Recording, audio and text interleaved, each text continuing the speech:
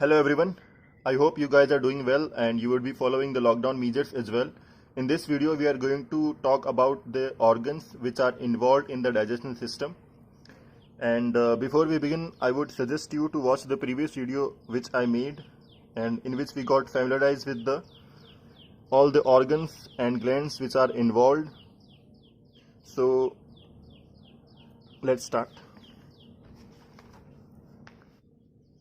So organs which are involved in the digestive system are mouth, then pharynx, esophagus, small intestine, large intestine, rectum and anus. Mouth is the first part and anus is the last part. So just for your convenience, I'll show you the diagram. Mouth, then we have pharynx, esophagus, then stomach. This part is small intestine, then from here it starts large intestine, and then we have rectum, and the last part is anus. So you can see that the first part is mouth and the last part is anus. Okay, so now let's start.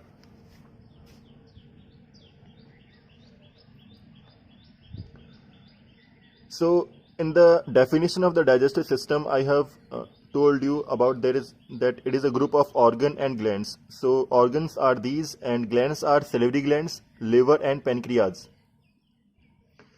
And जो mouth से और NS तक जो पूरी एक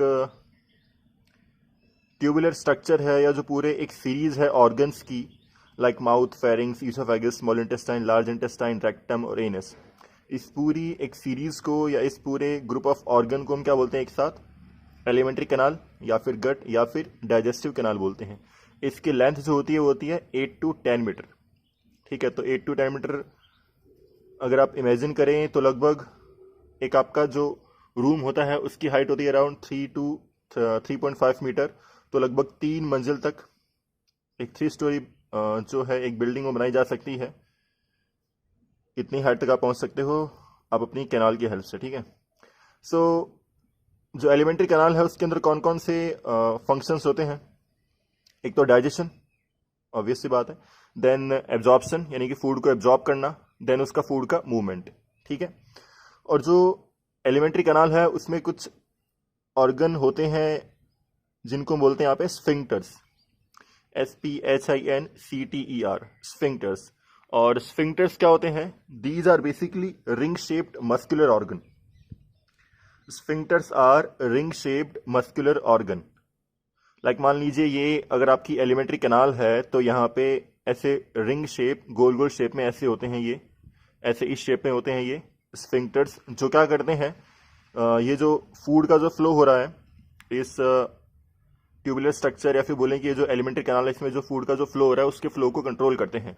food के flow को, और जो डाइजेस्टेड फूड है उसके फ्लो को, और जो अनडाइजेस्टेड फूड है उसके फ्लो को भी कंट्रोल करते हैं. ठीक है, बहुत सारे स्फिंक्टर्स होते हैं जो इन्वॉल्व हैं, लेकिन कुछ स्फिंक्टर्स हैं जिनके आपको नाम दिए गए हैं आपके इस कोर्स के अंदर, तो उनके बारे में हम पढ़ेंगे बाद में. तो हम स्टार्ट करते हैं माउथ से. जो माउथ है एक बाउल शेप ऑर्गन होता है. ठीक है, you all are familiar with this. ठीक है, माउथ के अगर आप अपनी लिप टंग को जो है अगर आप ऊपर टच करोगे तो आपको एक हार्ड सरफेस मिलती है. ठीक है, और नीचे होती है, कैसी होती है? यहाँ पे टंग के नीचे एक सॉफ्ट सरफेस होती है. तो ये जो दोनों सरफेस है इनको बोलते हैं यहाँ पे पैलेट बोलते हैं, या हिंदी में तो तालू बोलते हैं हिंदी में. तो ये जो अपर पैलेट है ये होता है हार्ड, और जो लोअर पैलेट है वो होता है यहाँ पे soft. Then we have tongue in mouth. तो टंग क्या होती है? एक मस्कुलर ऑर्गन होता है and it is attached to the posterior part of the buccal cavity. ठीक है, बगल कैविटी किसका नाम है? माउथ का ही नाम है. जहां से आप बकबक करते हो उसका आप क्या बोलोगे? यहाँ पे बगल कैविटी बोलोगे. ठीक है, तो ये जो टंग है, टंग क्या होती है? इस बगल कैविटी के पोस्टीरियर यानी कि पीछे का जो पार्ट है उससे कनेक्टेड होती है. ठीक है, उसमें अटैच्ड होती है. और किसकी हेल्प से कनेक्टेड होती है? यहाँ पे फ्रेनुलम लिंगुअल की हेल्प से कनेक्टेड होती है. अगर आप मिरर में देखते हो और अगर आप अपनी जो टंग है उसको अगर आप लिफ्ट करते हो तो आप देखते हो कि नीचे एक मस्कुलर स्ट्रक्चर है जिससे वो क्या कनेक्टेड है. तो उसको आप बोलोगे यहाँ पे क्या? फ्रेनुलम लिंगुअल बोलोगे.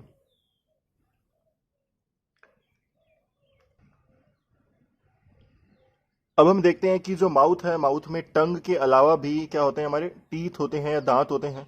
ठीक है, तो पहले हम एक वर्ड है उससे फेमिलराइज होते हैं, डेंटिशन। तो डेंटल मीन्स आपको सबको पता है रिलेटेड टू टीथ। जो डेंटिस्ट होते हैं वो टीथ के बारे में ही मतलब इलाज वगैरह करते हैं, ठीक है ना। तो आप इस वर्ड से ऑलरेडी फेमिलियर है, डेंटल वर्ड से। तो डेंटिशन है, डेंटिशन क्या होता है? It is the nature and mode of arrangement of teeth. मतलब कि आपकी जो माउथ है उसके अंदर टीथ कैसे अरेंज्ड है, ठीक है, उनका जो नेचर है और उसका जो मोड है उसको मैं क्या बोलते हैं? डेंटिशन बोलते हैं।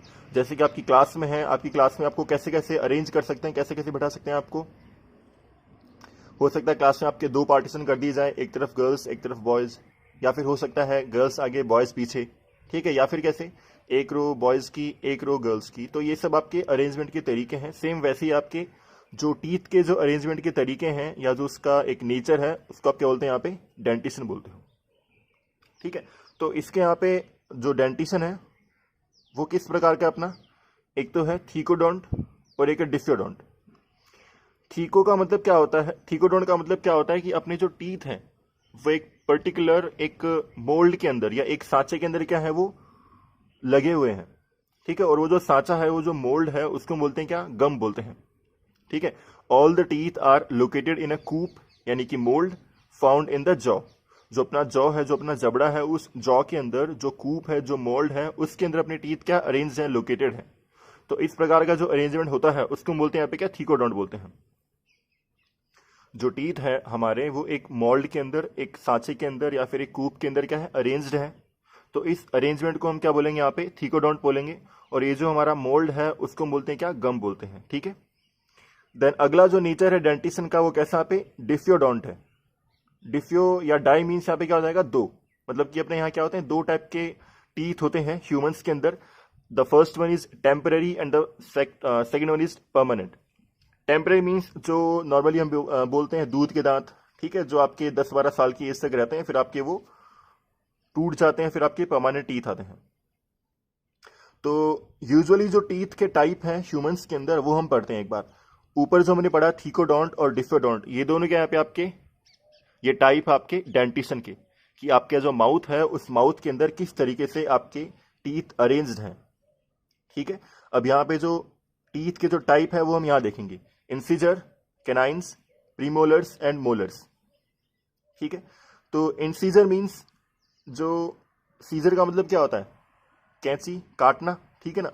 तो जो आपके दांत का काम आते हैं, कटिंग के और बाइटिंग के काम आते हैं, उनको आप बोलोगे इंसिजर्स, ठीक है। और ये क्या होते हैं आपके जस्ट मुंह के जो फ्रंट वाला जो पार्ट है, जो फ्रंट वाले जो दांत होते हैं उनका बोलते हैं कि यहाँ पे इंसिजर्स बोलते हो। और ये कितने होते हैं? 4 होते हैं ईच जॉ के अंदर।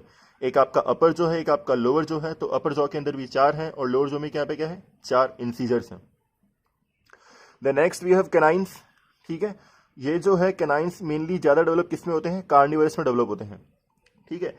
जैसे यानी कि जो मीट ईटिंग जो एनिमल्स हैं उनमें क्या होते हैं? कैनाइन्स ज़्यादा डेवलप होते हैं, उनमें ज़्यादा बढ़िया आपको दिखाई देते हैं। जैसा कि आपने कोई मूवी देखी होगी, जो ड्रैकुला वगैरह की जो मूवी होती हैं, जो ब्लड सक करते हैं, ठीक है, तो उन्हें आपने देखा होगा उनके ऊपर नीचे 2-2 दांत होते हैं, ठीक है। तो इन कैनाइन्स का काम क्या होता है? देखो यहाँ पे, टू टीयर एंड चॉप, किसी भी चीज़ को टीयर करना, फाड़ना, ठीक है। ये क्या होते हैं? ईच जॉ में 2 कैनाइन्स होते हैं, मतलब कि 2 आपके ऊपर होते हैं, 2 क्या होते हैं? नीचे होते हैं। जो आपके 4 इंसीजर हैं सामने, ऊपर और नीचे जॉ के अंदर, ठीक है, उन 4 इंसीजर के जस्ट साइड में आपके 2 कैनाइन्स होते हैं, ठीक है। और ये जो भी बोर्ड का पेपर था आपका 2020 का, उसके अंदर आपका जो फर्स्ट क्वेश्चन था वो यही था कि how many canines are found in each jaw. तो आपको मैं बोला था ईच जॉ, ठीक है। अगर आपको ईच जॉ बोला तो आपका आंसर वहां पे होना चाहिए था क्या? 2। अगर आपको सिंपली वो क्या बोलता कि how many canines are found in humans, then आपका 4 हो जाता आंसर, ठीक है। Next we have premolars. जो कैनाइन्स है, कैनाइन्स के जस्ट आगे होते हैं प्रीमोलर्स। 4 होते हैं ये हर जॉ के अंदर, ठीक है। इनका काम क्या होता है? च्यू करना, ठीक है। और ये फुली डेवलप कब होते हैं? 10 से 11 साल की एज में फुली डेवलप होते हैं, ठीक है ना। और प्री मोलर्स के बाद में जस्ट क्या होते हैं? आगे वो मोलर्स होते हैं, वो होते हैं क्या? अच्छे होते हैं। तो एक आपके जो जॉ है उसमें 6 molars, 4 premolars, 10, 2 canines 12 and 4 incisors 16। तो हर जॉ में आपके 16 क्या होते हैं? ये टीथ हैं, तो एक जो में 16, तो दूसरे जो में कितने होंगे 16 होंगे, टोटल हो कितने यहाँ पे 32 हो गए। Then the next organ is pharynx. Pharynx जो है आपको दिखाया था कि फेरिंग्स कैसा होता है, यह है फेरिंग्स।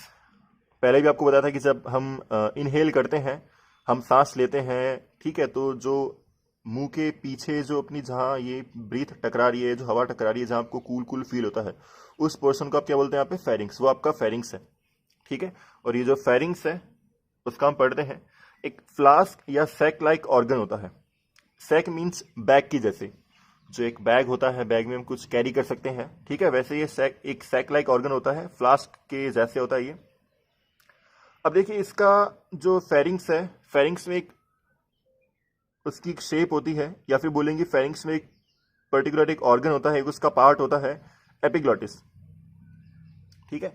अब ये एपिग्लॉटिस क्या होता है, ठीक है, वो हम देखेंगे आगे। इससे पहले एक बार देख लीजिए कि एपिग्लॉटिस है क्या।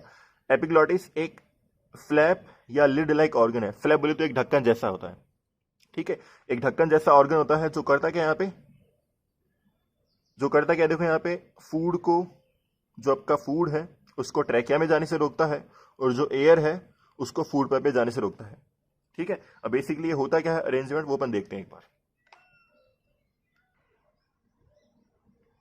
तो यहां अगर आप लोग देखेंगे तो ये है आपका नेजल कैविटी, ये आपका बगल कैविटी है, ये आपका माउथ है। आपको बोला था कि माउथ के पीछे जो जहां आप ब्रीद इन करते हो, जहां आपको कूल फील होता है, आप उसको बोलते हैं यहाँ पे क्या, फेरिंग्स बोलते हो, ठीक है।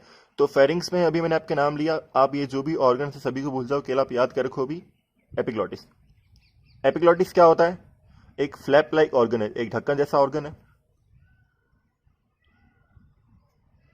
एक ढक्कन जैसा ऑर्गन है, जो यहाँ पे कर क्या रहा है, देखिए ये आपका क्या है, यहाँ पे देखिए एक विंड पाइप है जहां से आपके हवा अंदर जाती है। ये आपका यहाँ पाइप कौन सा, फूड पाइप है। देखिए आपके बेसिकली दो पाइप होते हैं, ठीक है, गले में आपके दो पाइप हैं, ठीक है। एक पाइप तो क्या करता है, जब आप इनहेल करते हो, सांस अंदर लेते हो, उस सांस को अंदर लेके जाता है, एयर को अंदर लेके जाता है, और एक आपका फूड पाइप है जो आपके फूड को अंदर लेके जाता है, ठीक है।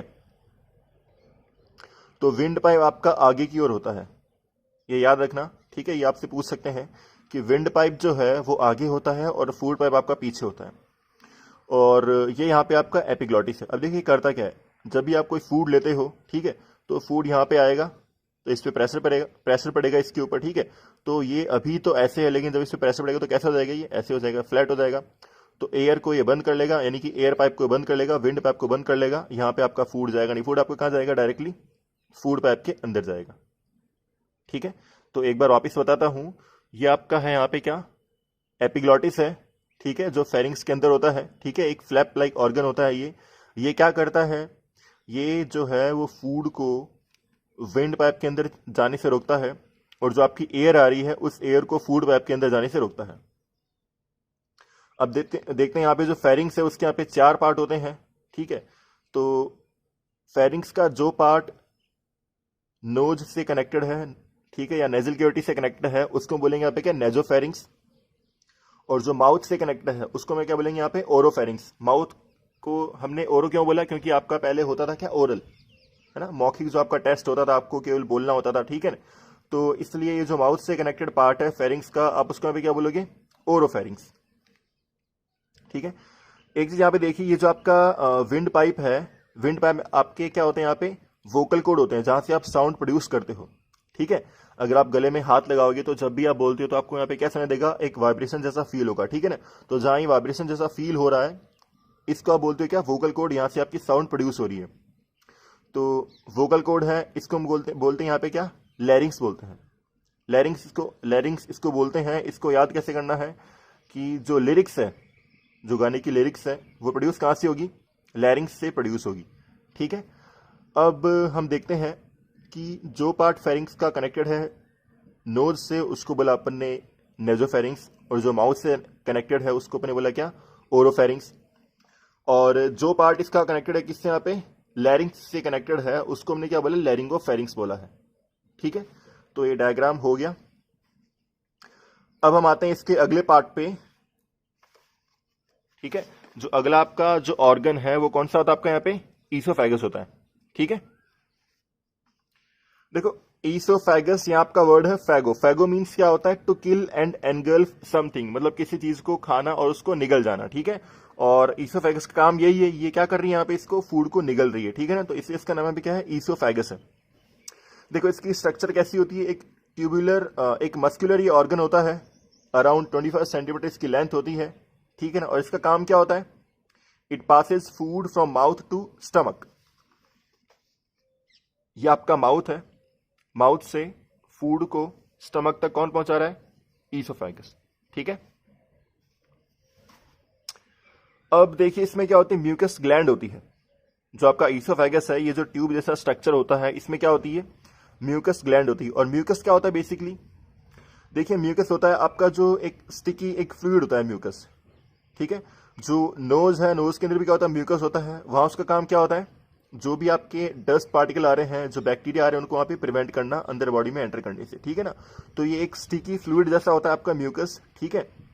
तो म्यूकस ग्लैंड होती है, वहां पे म्यूकस को सिक्रीट करती है ईसोफेगस के अंदर। उससे क्या होगा? फूड आपका क्या हो जाएगा? स्टिकी बन जाएगा, चिपचिपा बन जाएगा, ठीक है, और स्टीमी बन जाएगा, ठीक है ना। अब देखिए जो आपका ईसोफेगस है, इसमें कुछ पर्टिकुलर आपके कुछ मूवमेंट पाए जाते हैं, ठीक है। जैसे आपने देखा होगा कि आप भले ही लेट रहे हो, कई बार सो के खाना खा रहे होते हो, या कई बार आप खड़े खड़े खाना खा रहे होते हो, ठीक है ना। तो जब आप खड़े हो खाना खाते हो, तो क्या कभी आपको ऐसा फील हुआ है कि आपने खाना खाया और डायरेक्ट आपका, जैसे मान लिया आपने यहाँ से कोई बॉल आपने ड्रॉप की और डायरेक्ट आपकी वो पेट में आके गिर गई? ऐसा तो होता नहीं है। आपको यहाँ फील होता है कि यहाँ पे कुछ मूवमेंट हो रहा है ना। यहाँ जो है वो फूड यहाँ पे आपका जाता है, ठीक है ना, धीरे धीरे जाता है। वो कैसे जाता है वो अपन देखते हैं यहाँ पे। देखिए ये जो आपका ईसोफेगस है, इसमें क्या होता है? कंटिन्यूअस कॉन्ट्रैक्शन और रिलैक्सेशन होते हैं। कॉन्ट्रैक्शन का मतलब क्या होता है? सिकुड़ना। ये यहां पे हो रहा है कॉन्ट्रैक्शन, और फिर क्या होता है यहाँ पे? रिलैक्सेशन। तो मान लीजिए ये आपकी ट्यूब ऐसे थी, तो इस ट्यूब में यहाँ पे क्या हुआ? पहले कॉन्ट्रैक्शन हुआ, तो ये अंदर की ओर ऐसे कॉन्ट्रैक्ट हो जाएगी। फिर इसमें क्या हुआ? रिलैक्सेशन हुआ। फिर वापिस वो कॉन्ट्रैक्ट हो गई, फिर रिलैक्स, फिर कॉन्ट्रैक्ट, फिर रिलैक्स। तो ये जो कंटिन्यूअस जो यहाँ पे क्या हो रहे हैं, कॉन्ट्रैक्शन और रिलैक्सेशन हो रहे हैं आपकी इस ईसोफेगस ट्यूब के अंदर, इससे क्या होगा? एक वेव लाइक मूवमेंट क्रिएट होगा। जो ये जो वेव लाइक मूवमेंट क्रिएट हुआ है, किसकी वजह से? कंटिन्यूअस कॉन्ट्रैक्शन और रिलैक्सेशन की वजह से। ये जो आपकी ईसोफेगस ट्यूब के अंदर क्या हो रहा है? कंटिन्यूअस कॉन्ट्रैक्शन यानी कि सिकुड़ना और फैलना, यानी कंटिन्यूअस कॉन्ट्रैक्शन और रिलैक्सेशन से जो यहाँ पे एक वेव लाइक मूवमेंट क्रिएट हो रहा है, इस वेव लाइक मूवमेंट को आप क्या बोलते हैं यहाँ पे? Peristalsis movement. अब इस मूवमेंट का फायदा क्या है? ये मूवमेंट क्या करता है? ये फूड को आपके आगे की ओर फ्लो करवाता है।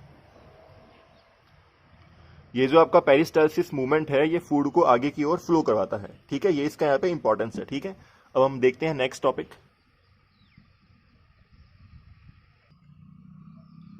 नेक्स्ट जो आपका ऑर्गन है वो आपका है यहाँ पे स्टमक। ये आपका स्टमक है, कैसा है? एक जे शेप्ड ऑर्गन है। जे, जो एक अल्फाबेट है, इंग्लिश अल्फाबेट जे के जैसा ही ऑर्गन है, ठीक है। तो it is a J shaped muscular organ located between oesophagus and the duodenum. Duodenum क्या होता है? ड्यूडेनम आपका होता है स्मॉल इंटेस्टाइन का एक पार्ट होता है, ठीक है ना, पहला पार्ट।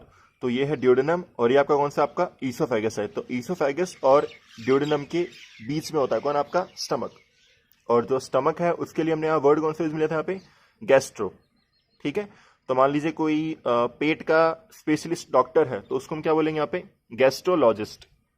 या मान लीजिए कोई इसकी स्टडी करता है स्टमक की, ठीक है, तो स्टमक की स्टडी को हम क्या बोलेंगे यहाँ पे? गैस्ट्रोलॉजी, ठीक है। तो ये इसका स्ट्रक्चर हो गया। अब देखते हैं इसकी लोकेशन कहाँ होती है, बिटवीन ईसोफेगस एंड ड्यूडेनम। अब देखिए लेफ्ट ऑफ एब्डोमिनल कैविटी। अब ये एब्डोमिनल कैविटी क्या होती है? ये जो आप देखते हो कई बार मूवी के अंदर कोई एक्टर आता है, उसके 6 पैक एब्स हैं, 8 पैक एब्स हैं। तो जो एब्स है उसका शॉर्ट नेम क्या है यहाँ पे? सॉरी, जो एब्डोमिनल है उसका शॉर्ट नेम क्या होता है? एब्स होता है, ठीक है ना। तो ये जो जहां आपको एब्डोमिनल्स दिखते हैं, ठीक है, स्टमक का, जिसको नॉर्मली हम लैंग्वेज में बोलते हैं स्टमक बोलते हैं या पेट बोलते हैं, ठीक है ना। तो जहां आपको दिखते हैं क्या? वो एब्डोमिनल्स, उनके लेफ्ट साइड में क्या होता है? आपका स्टमक होता है, left of abdominal cavity. Next posterior. Posterior means यहाँ पे पीछे, किसके? डायफ्राम के पीछे होता है। अब डायफ्राम भी एक मस्कुलर आपका ऑर्गन है। इसका मेन पार्ट या इसका जो मेन फंक्शन है वो हम देखेंगे यहाँ पे रेस्पिरेशन के अंदर। अब देखिए इसकी स्पेशलिटी क्या है। It is a flexible organ that can hold up to 3 litres of food. एक फ्लेक्सिबल ऑर्गन है। आपने देखा होगा खाना खाने से पहले बिल्कुल पेट चिपका हुआ है और खाना खाने के बाद में आपका पेट थोड़ा सा फूल जाता है, ठीक है ना। तो ये एक फ्लेक्सिबल ऑर्गन है और 3 लीटर तक फूड को ये होल्ड कर सकता है। अब देखिए जो स्टमक है उसके यहाँ पे 3 पार्ट होते हैं। स्टमक के 3 पार्ट कौन कौन से हैं वो हम देखते हैं एक बार।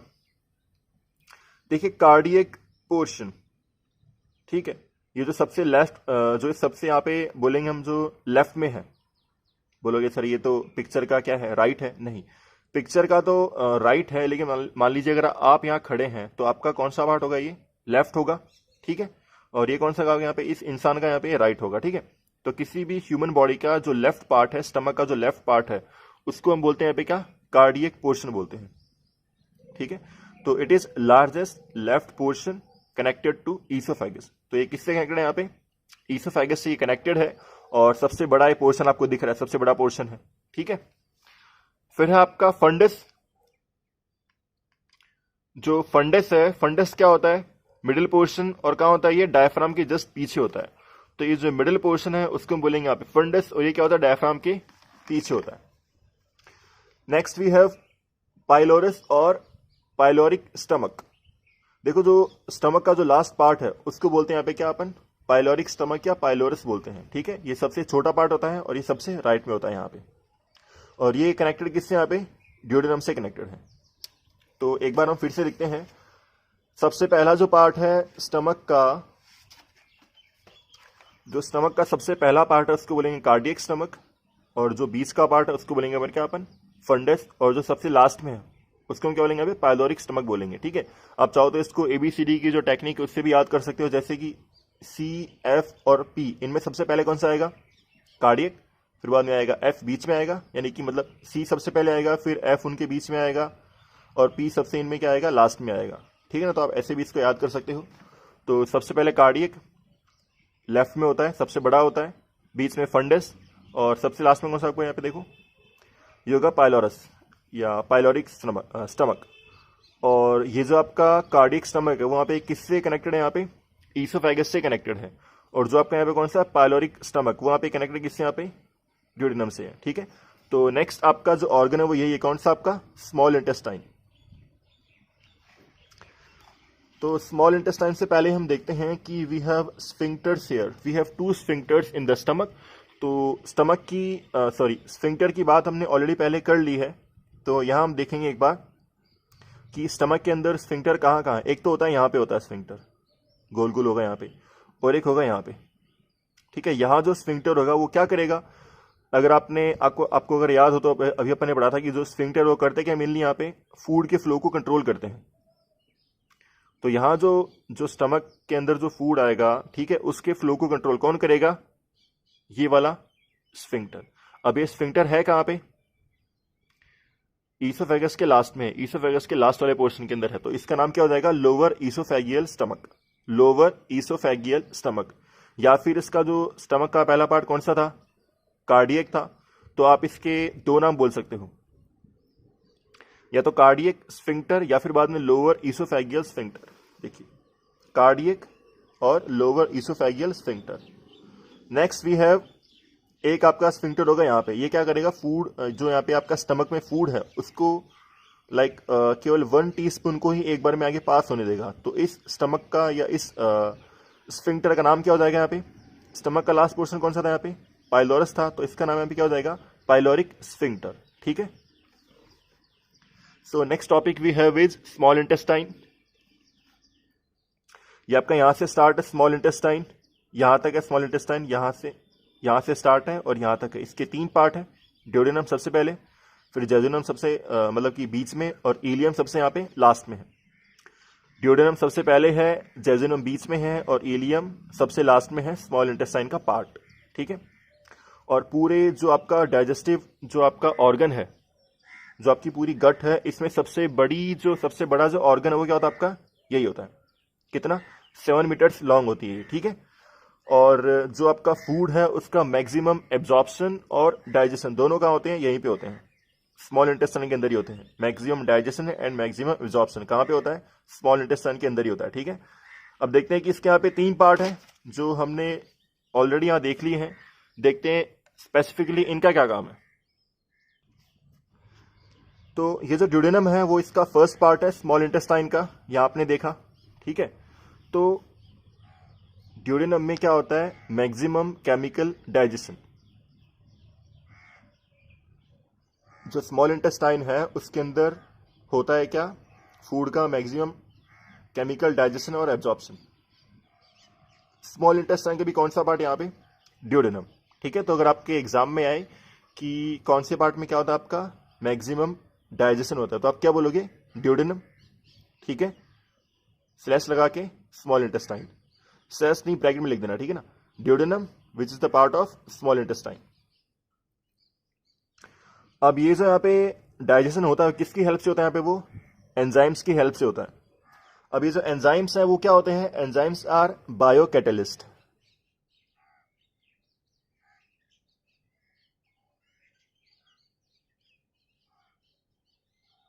Enzymes are bio catalyst, bio means living, और कैटलिस्ट क्या होते हैं, कैटलिस्ट वो सब्सटेंस होते हैं जो किसी भी केमिकल रिएक्शन की जो रेट है, ठीक है, उसको चेंज करते हैं। तो एंजाइम्स क्या होंगे, एक बायो कैटलिस्ट है जो क्या करते हैं यहाँ पे, डाइजेशन को यहाँ पे कंट्रोल करते हैं। ठीक है, तो जो आपका ड्यूडेनम है, इस ड्यूडेनम में क्या होता है, तो जो आपका ड्यूडेनम है इस ड्यूडेनम में क्या होता है, maximum chemical digestion. Small intestine का कौन सा पार्ट, ड्यूडेनम, इसमें क्या होता है मैक्सिमम केमिकल डाइजेशन। और ये क्या होता है, इसका फर्स्ट पार्ट होता है, और ये किससे कनेक्टेड होगा, यहाँ पे स्टमक से कनेक्टेड होगा। ठीक है, ये है इसका सेंट्रल पार्ट। ठीक है, जेजुनम, इसमें क्या होता है एब्जॉर्प्शन मैक्सिमम, और किसकी हेल्प से होता है, देखिए वो एंटेरियर साइड्स।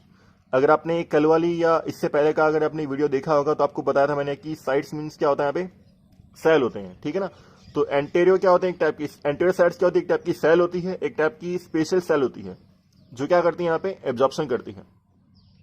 ठीक है, ये स्मॉल इंटेस्टाइन मान लीजिए अगर ऐसी है तो इसमें क्या होती है, ऐसे फिंगर लाइक प्रोजेक्शंस होती हैं, वहां पे आपकी क्या होती है एंटेरियर साइड्स होती है, और इन फिंगर लाइक प्रोजेक्शन को हम क्या बोलते हैं, यहाँ पे विलीज बोलते हैं, और इनकी हेल्प से क्या होता है, यहाँ पे डाइजेशन होता है। ठीक है, तो मैक्सिमम डाइजेशन जो है यहाँ पे क्या हो रहा है, आपका ड्यूडेनम में हो रहा है, और जो मैक्सिमम एब्जॉर्प्शन हो रहा है वो यहाँ पे क्या हो रहा है, देखो जेजुनम के अंदर हो रहा है। So next we have ileum. जो भी फूड का डाइजेशन यहाँ हो गया उसके बाद यहाँ पे क्या होगा, उसका यहाँ पे एब्जॉर्प्शन हो जाएगा। अब जो चीज यहाँ पे क्या बच जाएगी, जिनका एब्जॉर्प्शन नहीं हुआ उनका एब्जॉर्प्शन कहाँ पे होगा, इलियम के अंदर होगा।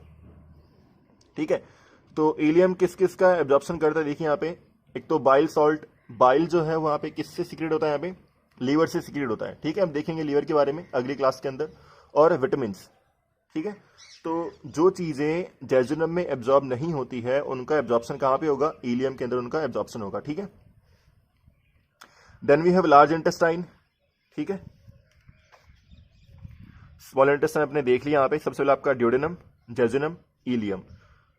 जो आपका स्टमक है उससे कनेक्टेड क्या है, यहाँ पे आपका ड्यूडेनम है। ठीक है, तो स्मॉल इंटेस्टाइन का पहला पार्ट है ड्यूडेनम, इसमें क्या होता है मैक्सिमम केमिकल डाइजेशन, किसकी हेल्प से होता है, एंजाइम्स की हेल्प से होता है। फिर है आपका जेजुनम, सेंट्रल पार्ट है, मिडिल पार्ट है किसका, स्मॉल इंटेस्टाइन का, इसमें क्या होता है मैक्सिमम एब्जॉर्प्शन, किसकी हेल्प से होता है, एंटीरियर साइड्स की हेल्प से होता है। जिन चीज का एब्जॉर्प्शन यानी कि बाइल का और विटामिन का यहाँ पे नहीं हुआ है उनका एब्जॉर्प्शन कहाँ पे होगा, इलियम के अंदर होगा। ठीक है, यहाँ आपका इलियम खत्म हो गया, यहां से आपका स्टार्ट क्या होगा, लार्ज इंटेस्टाइन। ठीक है, आप देखोगे सर कि ये जो है, ये जो आपकी यहाँ पे स्मॉल इंटेस्टाइन है और इसका नाम पे क्या है, लार्ज इंटेस्टाइन है। ठीक है, अब अभी हम देखेंगे ये जो लार्ज इंटेस्टाइन है इसकी लेंथ क्या होती है, लगभग 1.3 मीटर होती है, और जो स्मॉल इंटेस्टाइन है उसकी हमने लेंथ कितनी देखी, यहाँ पे 7 मीटर होती है। तो आप बोलोगे सर इसको होना चाहिए था ना लंबा, तो ठीक है इसको होना चाहिए था आपको लार्ज, और आप इसको बोलते क्या, स्मॉल बोलते।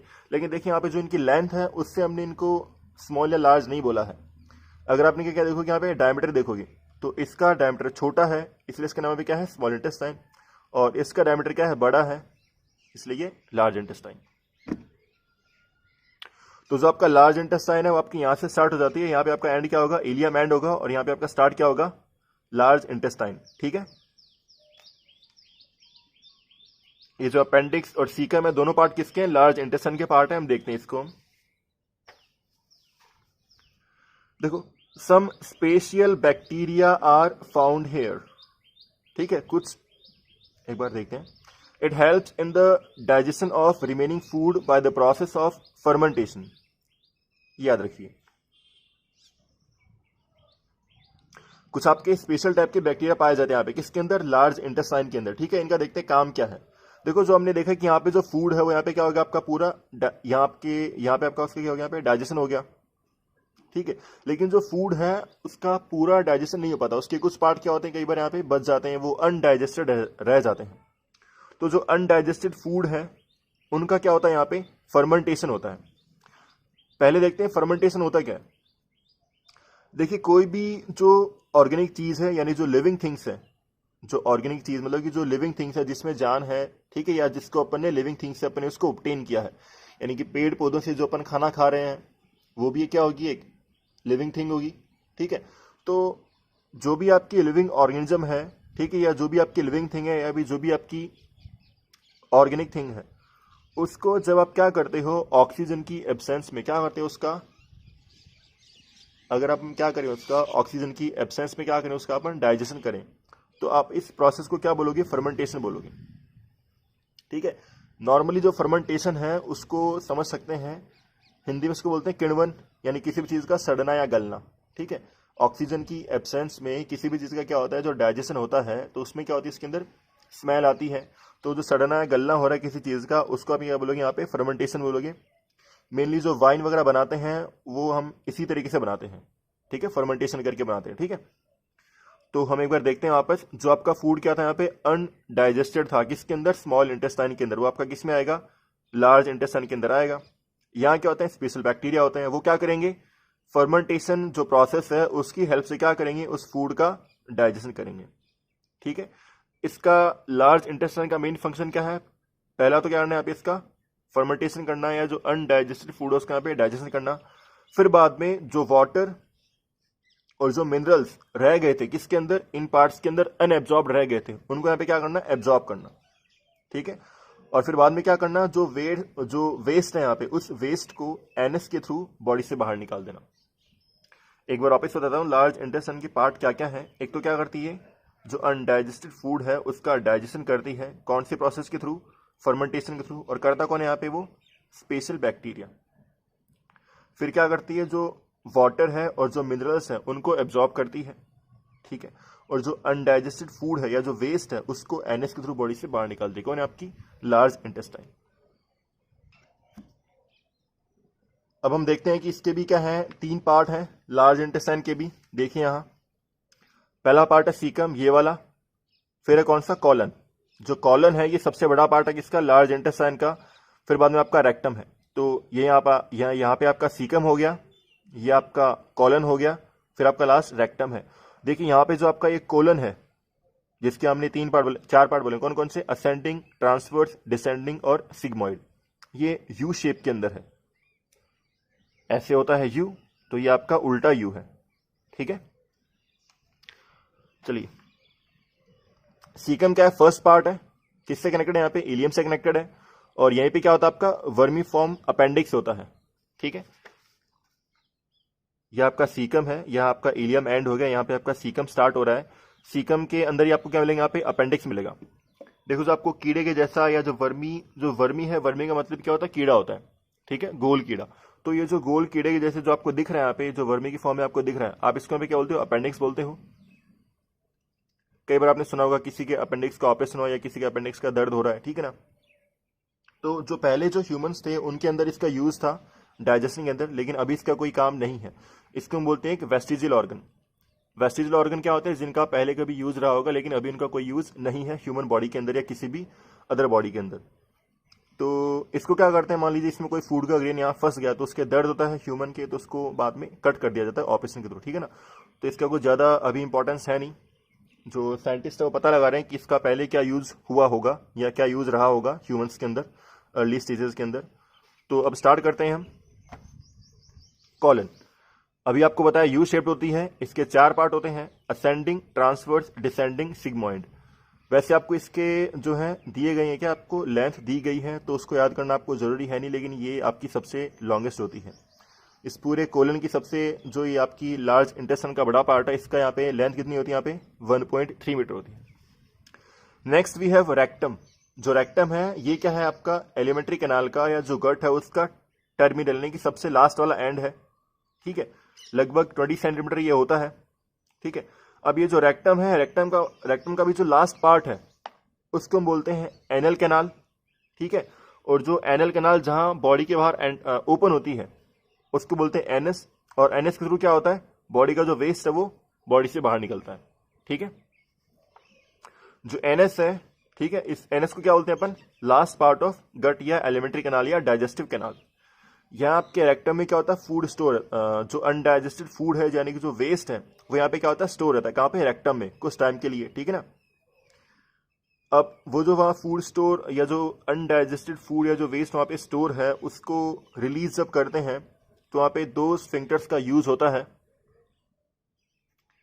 वो जो 2 स्फिंक्टर कौन कौन से, देखो आपकी इंटरनल और एक्सटर्नल। तो जो आपका फूड, जो आपका यहाँ पे वेस्ट है, जो अनडाइजेस्टेड वेस्ट है उसको बॉडी से बाहर निकालने का काम कौन करेगा, यहाँ पे इंटरनल और एक्सटर्नल स्फिंक्टर करेंगे।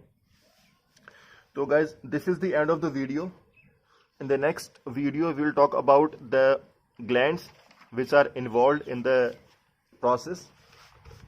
So, I would suggest you to focus on your studies because time बहुत कम है।